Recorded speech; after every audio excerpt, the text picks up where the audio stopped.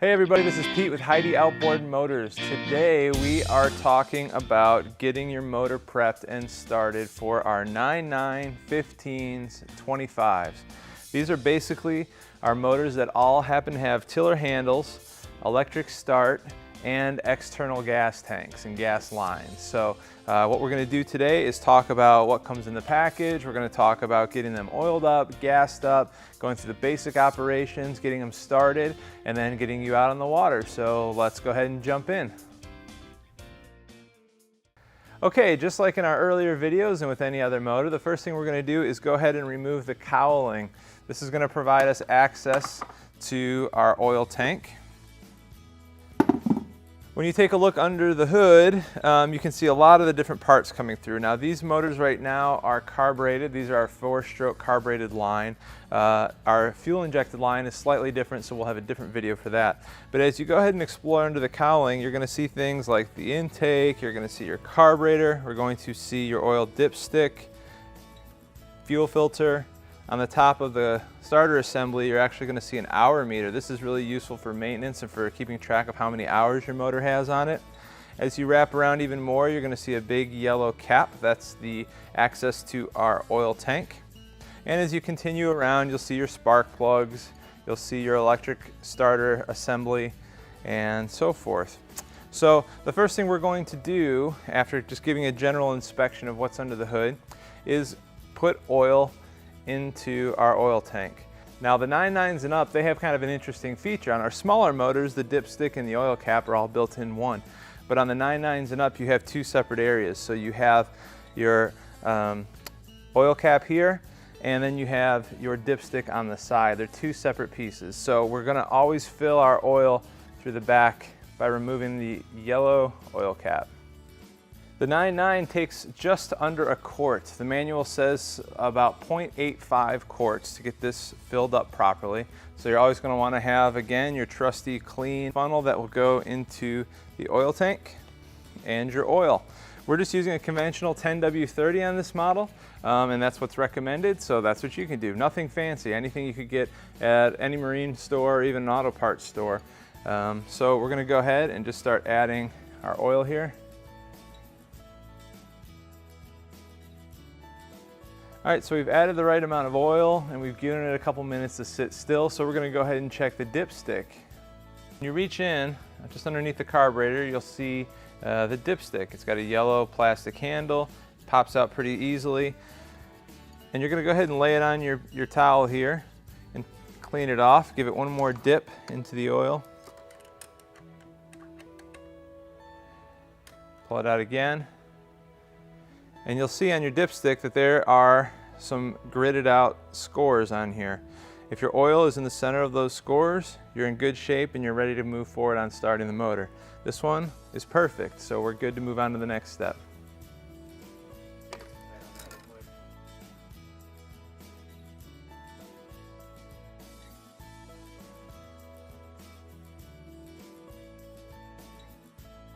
Okay, now that the oil is in and our level is looking good, we went ahead and turned the motor around so we can show you the front side of it.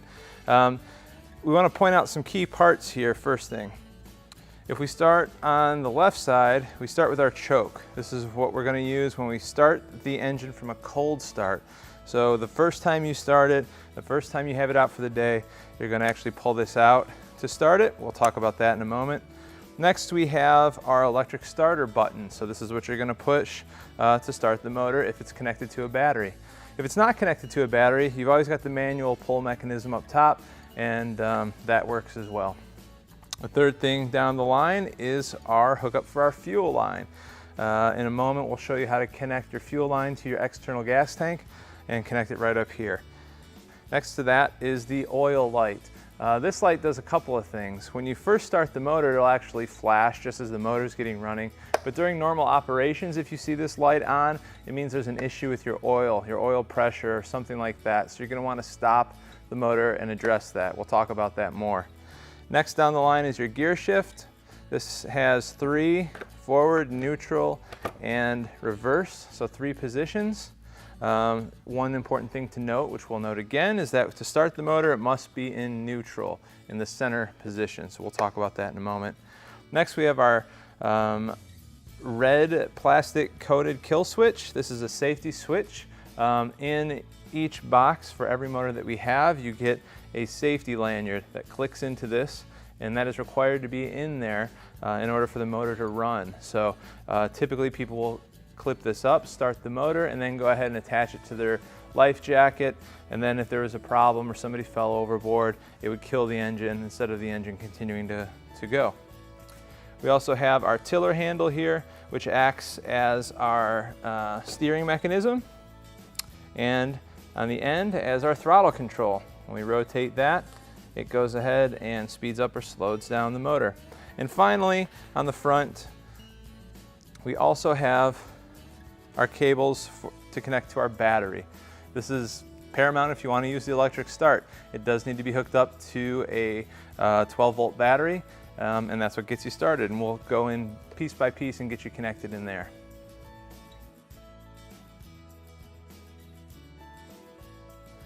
Now that we've had a good look at the internal side of this motor underneath the cowling, we have a good idea of where the parts are, we have a good lay of the land, we have a good concept of where the different connections are on the front and what they're all used for. We're going to go ahead and sidestep and talk about our battery and our external gas tank.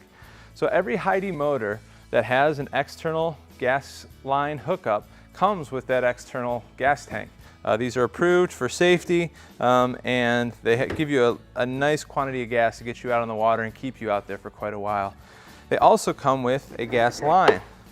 This gas line is what connects your tank to the engine, so that keeps the stream of fuel moving effectively. Let's take a look at the different components of the gas tank. The first thing we have here is just the gas cap. So you unscrew that. When you go to the gas station to fill up, you can remove this from your vehicle or remove it from your boat, set it on the ground near the gas tank, remove the main cap, and there's a little filter in here, and then you can just fill it up as your car or as anything else you'd fill up. It is good to note that you want to keep everything as clean and keep any contaminants out of there as much as possible. It's also good to note that you can use regular 87 octane. There's no special treatment. There's no special type of gas that you need to run this motor effectively, so keep that in mind when you're at the pump. The top of the cap also has a vent, which you can unscrew a little bit. The fuel system needs to be vented, which allows for air to come in and displace gas, and that's what keeps the fuel going to the tank, and it all runs together. The next part we're going to point out on the tank is the fuel line assembly. It actually has a copper looking component and a silver looking component. This actually mirrors the setup that is on your outboard. And when you look at your fuel line, the one that comes with it, you're going to notice that as you observe the setup of this connector, it is also the same here. One interesting feature of this fuel line is it has a bulb on it, and the bulb has an arrow on it. This bulb is used to prime it. So once we connect the hose to the tank and to the motor, we're going to actually squeeze this pump to help the fuel start its way along the line from the can to the motor. But it also helps us in knowing which end to hook up. So there is an arrow that shows us the direction that we want the gas to travel. So that means this end will be connected to the motor. We want the gas going this way to the engine. Meaning, of course, that the other end is what we would connect to the gas tank. And it's very simple. You just line it up. Again, there's a larger connector point and a thinner connector point. Line those up, push it in, and a click lets you know that it's on there. We'll do the exact same thing as we run it over to the motor. Lining up the larger terminal and the smaller terminal, push, click, and it's ready to go. One thing to note about the gas tank is depending on the boat that you're putting this in, there's a lot of different positions and places you can put the gas tank. This has about a 6-foot length on the hose, so you can strategically put this gas tank to where it's easily accessible, if it'll help distribute weight in a smaller boat. You have a lot of options for where this goes. The next component that we have over here is our battery. This is what is going to allow us to use our electric starting mechanism. If we don't use that, then we have to use our manual pull, and that's okay, but it's really easy to just push a button instead of yanking on a cord. So we're going to go ahead and start by addressing what kind of battery we have here. This is just a typical 12-volt marine battery. It looks like a car battery. They do make smaller ones and they do make bigger ones. To start these motors, you just need a 12-volt battery that will supply the voltage required to get this thing starting. And it hooks up very easily. It's very similar to a car or anything else. There is a negative terminal and a positive terminal. And if we remove these caps, we expose the terminals. The ones on the outside are for a more permanent connection, and the ones on the inside are actually designed for the motors. They come with the nut to screw on the top. So we take our cables. Black is for negative, red is for positive. We lay them on here.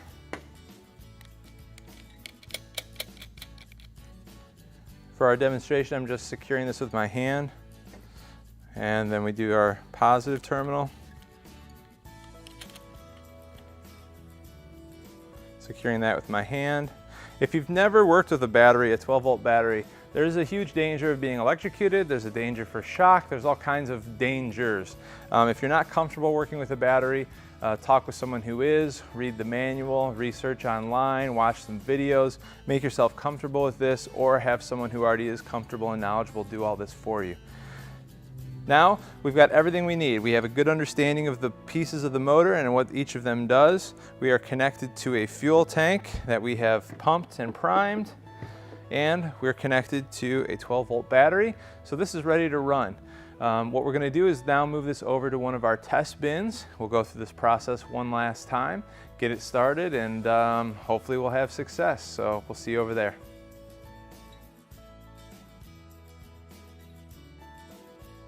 Okay, we went ahead and we moved our 9.9 outdoors. We're going to go to the next steps and just get this motor running. So let's take a look and have a quick recap of what we covered on the inside. The first thing you'll notice is that there's 3 individual components being connected to our motor right now. First is our green hose line. This is connected to a piece they call rabbit ears that goes over our impeller, just over the propeller. This system is what sends water into the motor to keep it cool. These are all water-cooled engines, so whether you're using rabbit ears on a hose or a big bin and submerging the lower unit, or you're just starting it for the first time out in a body of water, you need to make sure that the motor is submerged beneath the impeller line so that way it can stay cool, so we don't have any overheating issues. The next thing we have is our battery line. This is going directly to the terminals on our battery, which we showed you how to connect earlier. And then we have our fuel line. This is going to our fuel tank. When we want to prepare it, remember we have our plunger. It's telling us which way the fuel's going. And we're going to go ahead and give it a few squeezes until that bulb gets nice and tight. Then you know it's primed. You can also look under your cowling at your fuel filter, and you'll see the fuel going in there, and then you'll know that fuel is making it to the engine. Since we have all these 3 components hooked up, let's go ahead and reacquaint ourselves with the front panel here of the engine. The first thing I want to point out is a little component that came in the box, this red springy lanyard safety clip. Okay, on the front we have our red plunger. This needs to be out, and therefore the clip needs to be placed in order for this motor to run. So we click that in there. On the other end we have our metal clip. This can go in one of 2 or 3 different places. So some people will clip it on a life vest or a belt loop. Other people will wrap it around their wrist and clip it like that while they're driving the motor. Just in case there's an accident, they fell overboard, they would pull that clip, that would kill the motor, and then your boat doesn't take off on you or into you or away from you. The next components we're going to talk about again is our choke on the far left, next to our push button start for our electric start, our gas line hookup, our oil light, our shifter, and our tiller handle, which steers our motor and adjusts our throttle when we're in the water and on a boat. And of course, our manual pull should we need that. So here we go. We're going to take our safety clip, connect it into there. I'm just going to let it droop. Then I'm going to notice the front. I'm going to make sure that my engine is in neutral. What I'm going to do is pull it all the way forward so it clicks, then I know it's in forward gear. Push it back 1 click, and that's it. So that should be in neutral. We're starting for the first time, so we need to pull our choke out. You'll notice that it's just a real gentle pull. It comes out about an inch. That's just going to give it the right combination of fuel and air to get it started right away. Our gas is in, our battery is connected, our throttle is lined up properly. There's actually a red triangle on top of your throttle control that lines up with a circular indentation in the tiller handle. When you're first starting it, that's where you want it to go. It's slightly above idle, and that keeps it running smoothly. If you started it when it was cranked up higher, it would be revving much higher when it started, and generally we don't want to try to do that as a practice. So here we go, choke's out, we're in neutral, triangle is lined up, safety switch is in, let's give it a shot. The cool thing about the electric starts is we don't have to pull on this, we have our button. So all we're going to do is push on this button and see if it starts. It's going and it's running. So the first thing we're going to do is push our choke in.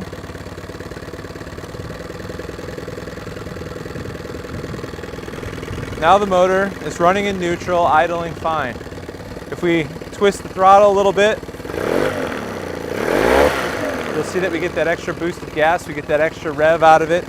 One thing you'll notice when you first start the motor is occasionally on the first time, you might see a little plume of smoke coming out of it, and that's okay, that's just exhaust, and it'll work itself out.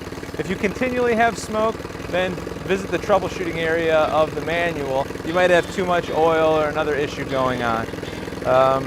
So that's it, we've got it started, we've got it running. Now if you're out on the water, you can let this warm up for a minute or two, and then go ahead and move it into forward gear and take off or reverse. The last thing to notice is, again, if this was to fall or pull out, or you can even push it in, and it'll kill the motor and just stop it.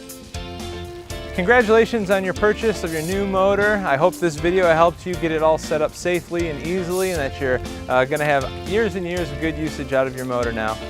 Enjoy your time on the water, and if you have any more questions or anything is unclear, feel free to visit us at HideiaOutboardMotors.com. You can find us on Facebook, Instagram, LinkedIn, Twitter, anywhere. Feel free to reach out to us through our contact page, find us on YouTube or Vimeo, and let us know if you have any questions. Thanks.